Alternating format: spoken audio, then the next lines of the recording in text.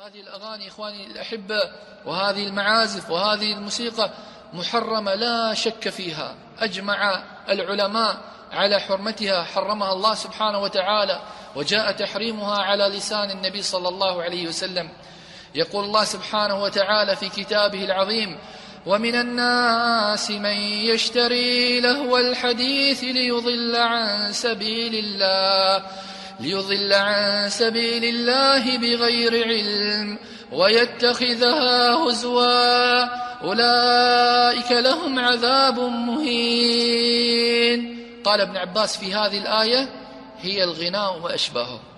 وقال عبد الله بن مسعود: والذي لا إله إلا هو إنه الغناء، والذي لا إله إلا هو إنه الغناء، والذي لا إله إلا هو إنه الغناء. كررها ابن مسعود رضي الله تعالى عنه 3 مرات. وقال عكرمة: إنه الغناء. وجاء في صحيح البخاري: وانظر إلى الوعيد الشديد. قال النبي صلى الله عليه وسلم: ليستحلن أقوام من أمة الحرى، أي الزنا، والحرير والمعازف، يمسخون قردة وخنازير إلى يوم القيامة.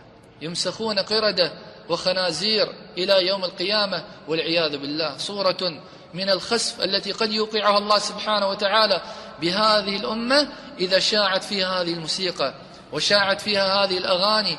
النبي صلى الله عليه وسلم يقول: صوتان ملعونان عند الله سبحانه وتعالى، وذكر منها مزمار عند نعمة. مزمار عند نعمة، صوت ملعون عند الله سبحانه وتعالى. ولذلك جاء في الحديث، في حديث ابن عباس عن النبي صلى الله عليه وسلم قال: إن الله حرم الخمر والميسر والكوبة. الكوبة هي الطبل.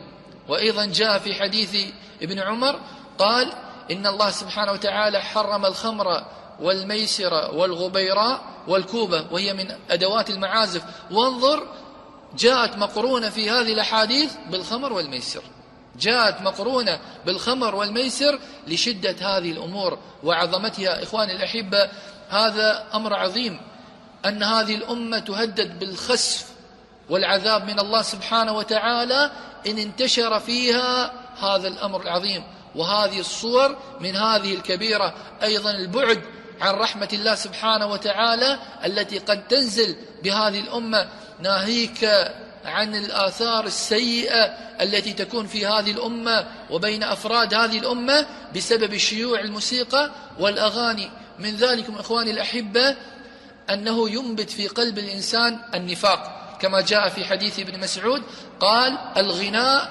ينبت النفاق في القلب. الغناء ينبت النفاق في القلب، ولذلك يثبط الإنسان عن الصلوات، عن صلاة الفجر، عن قيام الليل، عن العبادات. أيضا إخواني الأحبة، القسوة والران الذي يعلو القلوب إذا تعلقت بالأغاني والموسيقى. إذا تعلقت بالأغاني والموسيقى، هذا الإنسان الذي يدمن الأغاني والموسيقى ما يتأثر، ما يخشع، يسمع الآيات، آيات الوعيد، آيات ذكر الجنة والنار، لا يتأثر. لماذا؟ لأن القلب إخواني الأحبة صار مشحونا بالألحان، صار مشحونا بالأغاني. وكما قال العلماء أن القرآن والألحان لا يجتمعان في قلب إنسان مسلم، ما يجتمعان. القرآن والألحان خطان مفترقان، أبدا لا يجتمعان. إذا امتلأ قلب الإنسان بالألحان فلا يوجد مكان للقرآن، فلا يوجد مكان للقرآن. وأيضا إخواني الأحبة، هذه الأغاني وهذه الموسيقى مدعاة إلى الفتن، مدعاة إلى الفتن، مدعاة إلى الفواحش، مدعاة إلى الزنا والعياذ بالله. ولذلك جاء عن الفضيل ابن عياض أنه قال: الغناء رقية الزنا، الغناء رقية الزنا. وقال العلماء: الغناء بريد الزنا، لأن كثير من الأغاني، وهو الأغلب على الأغاني، أنها تثير الغرائز وفيها الحب والغرام والوصف وغيرها من الأمور المحرمة.